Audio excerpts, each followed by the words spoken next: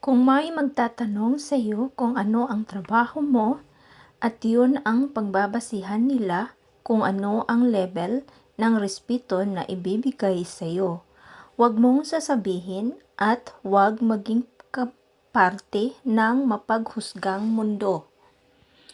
Ito guys, pang 3 times na kasi na naka-CPR itong music na ito. Kaya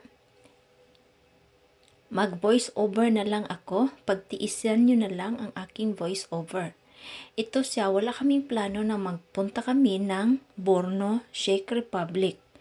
Ang aming plano ay magpunta kami ng Budapest, Hungary. Kaya lang, nung chinek ko ang time, almost 3 hours ang biyahe niya. Medyo malayo. At sabi ko, punta na lang kami sa Borno. Kasi the time na nagpunta kami ng Prague, yung capital city ng Czech Republic, that was 2017, nadaanan namin itong Borno. Ang ganda din niya. Kaya sabi ko, one day, pabalik kami dito. Kaya ito na nga guys. Parang ang forma din niya ay parang Prague. Ganito din ang Prague na forma. Kaya ito, video muna kami nito. Ito yung church. Mataas, sobrang taas ng pader nila. Saint Peter and Saint Paul Church. Ito, napakataas mula sa ibaba hanggang sa itaas. Ito yun, hagdan-hagdan. Nandito kami. Tapos, habang nagbibideo ako nito, nakarinig ako ng sirene na parang akala ko kasi yung sirene na maririnig natin sa Israel. Yung pala, pala siya, ambulance pala. Iba din ang nila sa kanilang ambulance kasi sirene, yung parang marinig mo sa Israel. Hindi ko na lang sabihin. Basta, yung naririnig mo na palatandaan ng Israel. At ito yon, sa likod ito ng Saint Peter and Saint Paul na church. At mag-ano sana pa kami dito, kaso lang umulan na siya. So nagmamadali na lang kaming umuwi kasi yung car namin nasa baba nakapark. So lalakarin ng about mga almost 500 meters I think, na mula sa taas hanggang sa baba.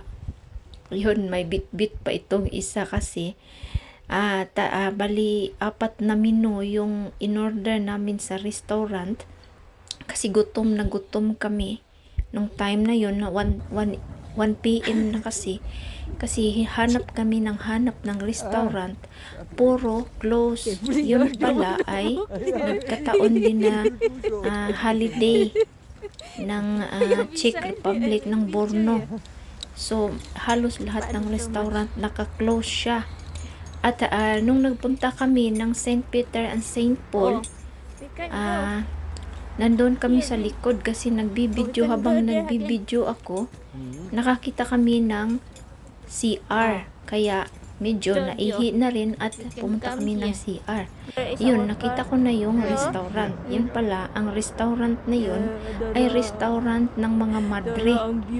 At timing din, yung mga menu nila ay paborito ng husband ko. Kaya yun, naka-order siya ng 4 kasi siyempre dalawa menu sa amin.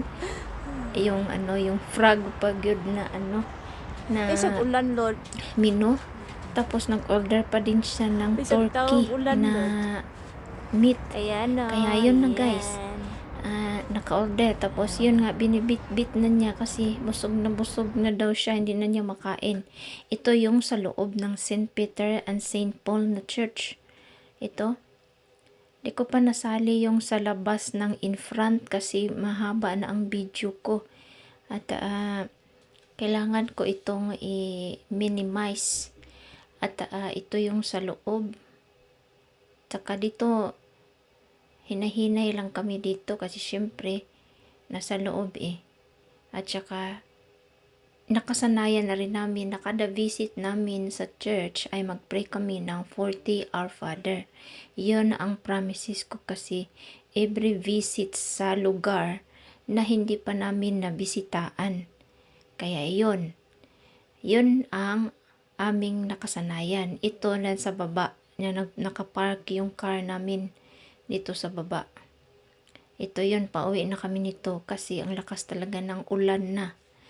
Kaya salamat sa panonood guys at pasensya na at hindi ko na maano yung mga music kasi laging naka-CPR at napagod na ako mag-edit kaya pagtiyagaan niya lang yung voice over ko na iwan.